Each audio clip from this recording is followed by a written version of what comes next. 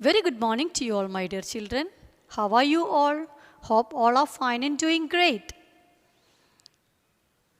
Today, I would like to deal with the grammar portion relative clauses. I hope you learn the clauses and phrases. Right? What are phrases? Every group of words we can call it as a phrase. A group of words we can call it as a phrase. Clear? But what's a clause? A clause must need a subject and a verb. That you learned in the last class. Today we are going to learn relative clauses. You see the example.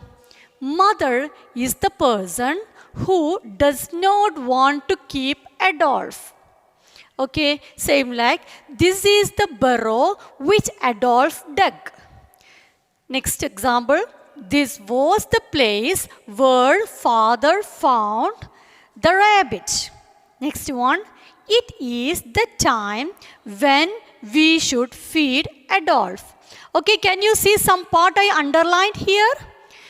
Okay, come to the first example. Mother is the person who does not want to keep Adolf. Can you see the underlined words from where I underlined here? Who does not want to keep Adolf. Here telling about whom? In this sentence, the underlined part is telling about mother. Clear? Same like, this is the burrow which Adolf dug. This underlined part also telling about what? The burrow made by whom? Adolf. Clear? And this was the place where father found the rabbit. Can you see the underlined words? Where father found the rabbit. Okay? And it is describing about the place from where father found the rabbit. Clear? And it is the time when we should feed Adolf. And this sentence, these underlined words are giving what? These are giving about the time. Okay? When we should feed Adolf. Can you see that? Dear children, you can see the underlined words here, and in these underlined words you can see the subject and also the verb what they are doing. Okay? These underlined words are explaining or describing about the noun or a person or a thing. Clear?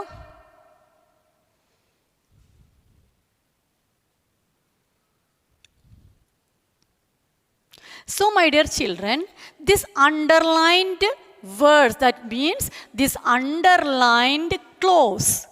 These all are clause. Can you see that here? We can see the verb and a subject here in all underlined words. Can you clear? Okay, what is a relative clause? A relative clause is a kind of subordinate clause. It's a kind of subordinate clause and it gives us the information about a person. Okay, it gives us information about a person here. We can see the information about the mother or a thing. Information about a thing. We can see the information about the burrow. Same like a place. Can you see? So, a relative clause is a kind of subordinate clause and it gives us the information about a person or a thing or a place. Clear? Okay, what are the major relative clauses used in English? They are whose, which, that, in which, on which, when. Clear?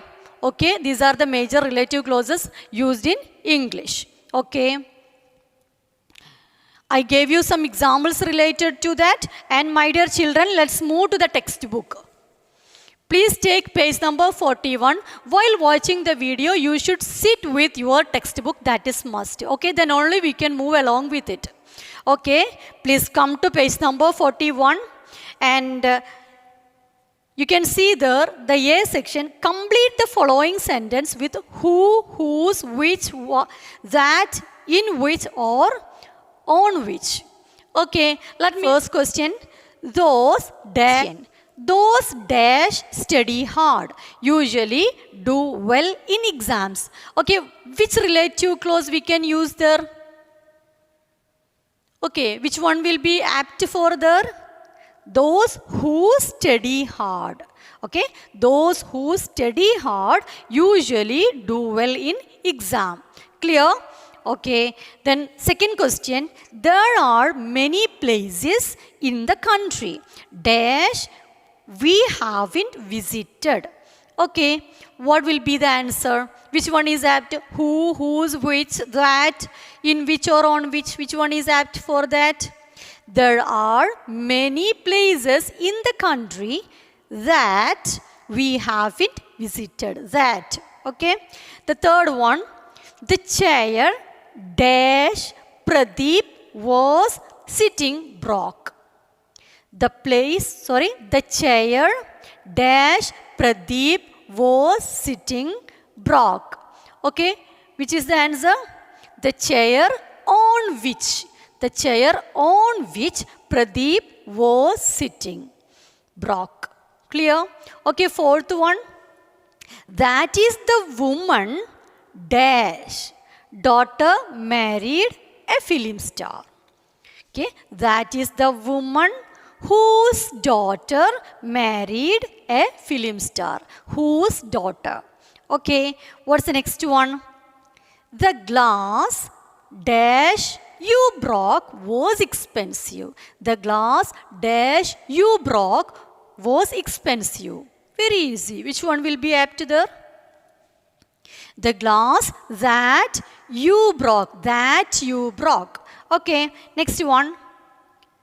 The man dash little son broke one of our windows came to apologize. Okay, the man dash little son broke one of our windows came to apologize. Very easy. The man whose little son. Okay, clear? The apartment dash we live is pretty large. Which one will be? The apartment in which we live. The apartment in which we live is pretty large. Okay, next one. Ira needs the sari. Dash is in the laundry. Okay, Ira needs the sari. That is in the laundry. Okay, next one, the ninth one. The student dash got the highest mark in English was given special prize. Okay, tell me about that.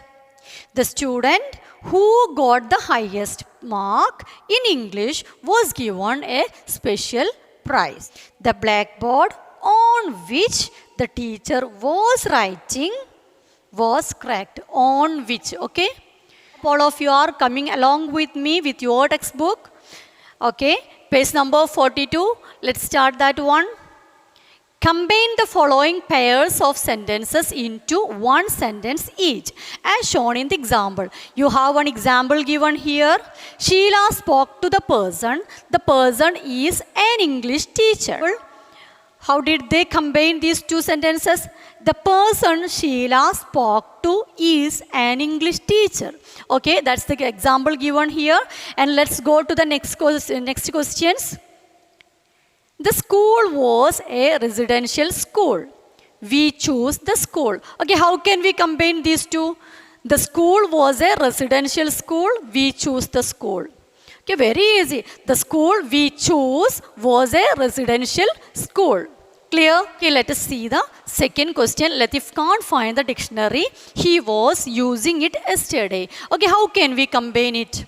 Latif can't find the dictionary he was using yesterday. There we did not use that it. Okay? Okay, we can avoid that it again. We don't need to use that pronoun it there. Usha liked the gift. Beena gave her the gift for her birthday. How can we combine that one? Usha liked the gift. Beena gave her for her birthday. Okay, the fourth one. The email was about her entrance test. Kashmira sent us email. Okay, how can we write that one? Kashmira sent us the email about her entrance test.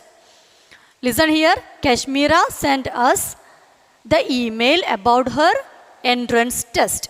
Okay, next one, fifth one. We all enjoyed the story. The teacher told us the story. Okay, you see how can we combine that one? We all enjoyed the story. The teacher told us. We all enjoyed the story. The teacher told us. Clear? Okay. Section C is very interesting. Okay, let's move to the page number 43. Define the terms in the box on the left using the relative pronoun who, the information given in the box on the right. The first one has been done for you. Okay, example is given there. The first one you see nutritionist. How can we define a nutritionist? A nutritionist is a person who specializes in the relationship between food and health. Okay, you see, once more let me read. A nutritionist is a person who specializes in the relationship between food and health. Clear? Okay, shall we do the next one? Next, numismatist. What's the next one? Numismatist. Okay. Who is a numismatist? A numismatist is a person who collects or studies coins or medals. A numismatist is a person who collects or studies coins or medals. Okay, that you can write there. Then next one, linguist. Who is a linguist? Who is a linguist? A linguist is a person who knows several foreign languages well. Who knows several languages well. Okay. Then archivist. Who is an archivist? An archivist is a person who develops and manages a collection of historical documents or records of a government.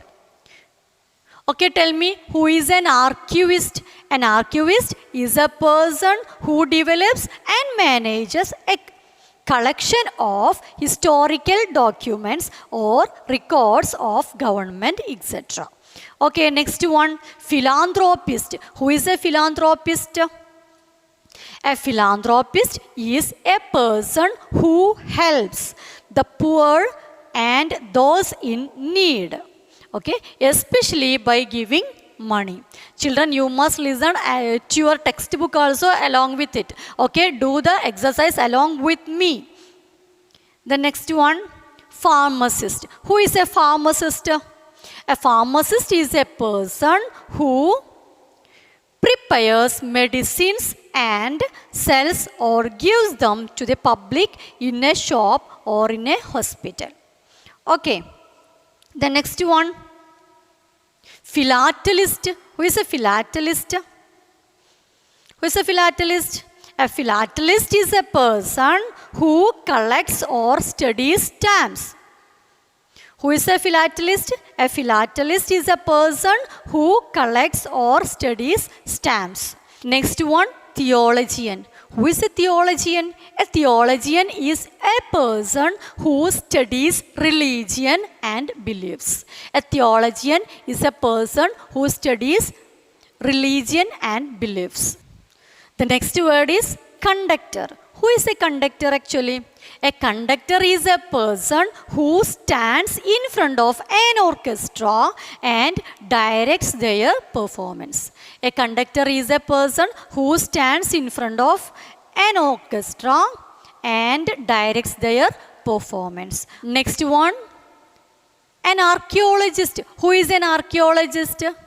Okay, let's say like this. An archaeologist is a person who studies cultures of the past and periods of the history by examining the remains of buildings and objects found in the ground. Clear? That's all about the C section, and you have to write here, okay? You have the space for writing. All these things you can do in your textbook itself, no need to write in your notebook. Let's move to the page number 44.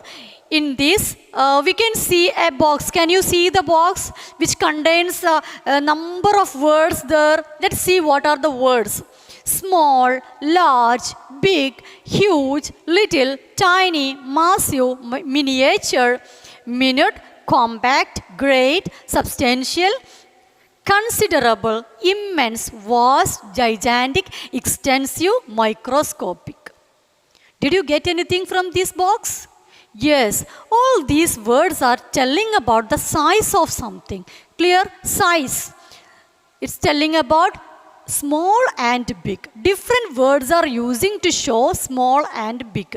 Right? Okay, can you see, children, a box there? It contains small and large. And here you need to categorize these words into small and large.